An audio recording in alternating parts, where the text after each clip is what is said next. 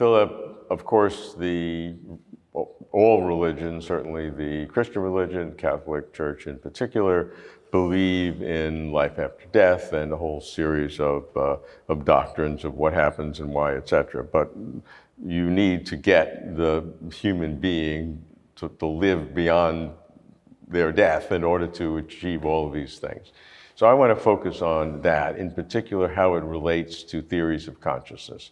So how do you get a life after death when the body dies and our first-person sense of reality dissipates because you no longer have a body? The Church states emphatically that the human being is not immortal. It's the soul that's immortal. So it's not the person that's immortal, but it's the soul. And the reason that the Church, you could find this in the Catechism, the reason the Church insists on that is because that is the life principle. So it's using a Aristotelian Thomistic framework in order to understand the nature of the human being, and particularly what happens when the human being dies. The soul is no longer shall we say, combined with a body, and therefore it exists in a state, in a completely spiritual state, but it must keep the results of the life of the human being. How does it do that? Again, there are many people that have come up with theories. One is that the soul contains information that could later be understood as consciousness. Another is that the soul is like a storage compartment. For example, memories, we know, are stored in the human brain. So that we create memories through our experiences, and we know that they're stored in the human brain because sometimes people are in accidents and part of their brain is damaged and they no longer have short-term memory or long-term memory, etc. So, and even there are professors at MIT that are working on trying to erase traumatic memories in the brain, especially soldiers coming back from the theater of war. How does the soul contain everything essential to the human being without a body? And I think this is the question that you're asking, and I'm not exactly sure how that is done. Sure, but that has to happen. But we would ascribe the soul to that power. That power would be ascribed to the soul. Right. And so in the Catholic tradition, when the body dies and the soul leaves it or exists independent of that, it is not the same, soul is not the same sense, or is it? Does the soul have the same sense that you would have today, and it's, oh, I lost my body? No. Aquinas makes an excellent distinction, especially when we talk about the individual judgment of the person who dies. The Catholic Church states that there is an immediate judgment and then there's a general judgment at the end of time. Now, the immediate judgment is God looking at the life of the human being and deciding whether or not that human being goes to heaven or the opposite, which is where we don't want to end up. And I'm simplifying the issue just to help us understand. Aquinas says that without the body, the soul cannot operate. So that means that the soul cannot create new ideas and in terms of the intellect, and the will cannot choose something new. And that is Aquinas' argument for a holy death, because what you have chosen up until your death is what will remain with you forever in eternal life. Yeah. Is that fair? It shows you how important a good death is. But is it fair to lock something in for eternity based on a finite period of time? Well, you'd have to talk to Christ about that, because I'm getting as close as I can. he was very clear.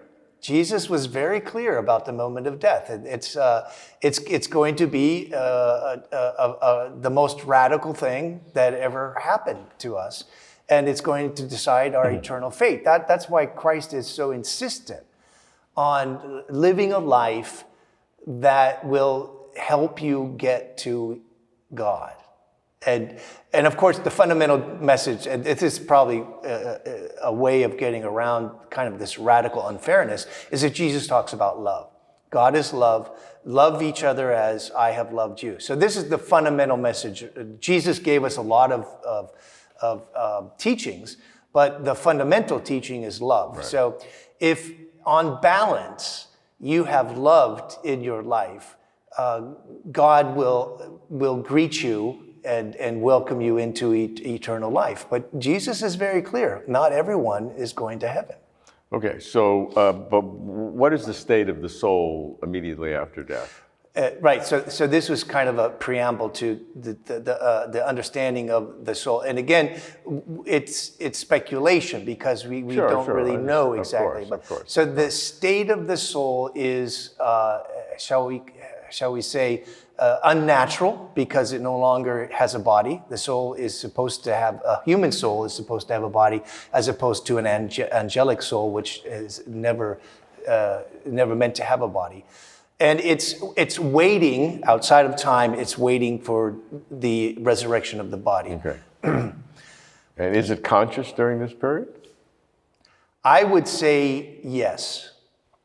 Some people ask me, does the soul in its after death have access to human reality? And I would suggest not, because I think it would be too frustrating.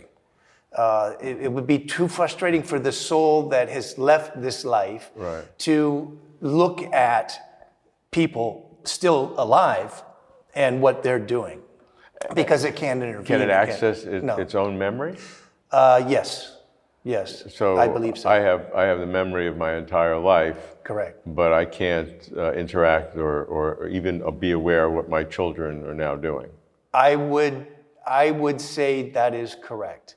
I could be wrong. I could be wrong. Sure. But there seems to be a wall between souls that are in the afterlife and us here on earth. And remember, there's a lot more souls in the afterlife than there are on earth. Sure. Because we've been around for a long time. Right.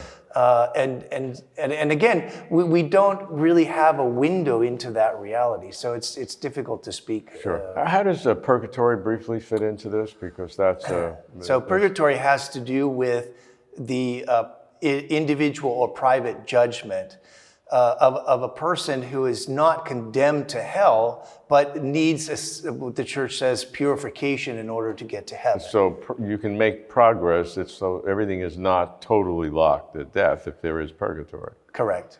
Okay. So this is why the church suggests that we pray for the souls in purgatory.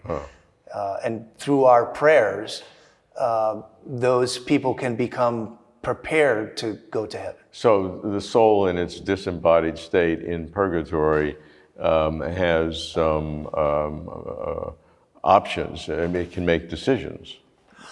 I don't believe so. I'm not exactly sure what happens. You can't make decisions. How does it get better? It would be the action of God on the soul to purify it. Well, then why does God do it to all of them? I'm not sure. It would depend on the criteria he's using in order to save people. Okay. Anyway, there are a lot of open questions about how the soul and consciousness work. I think that's fair to, but I think it's very useful to explore the different possibilities. Mm-hmm. I agree.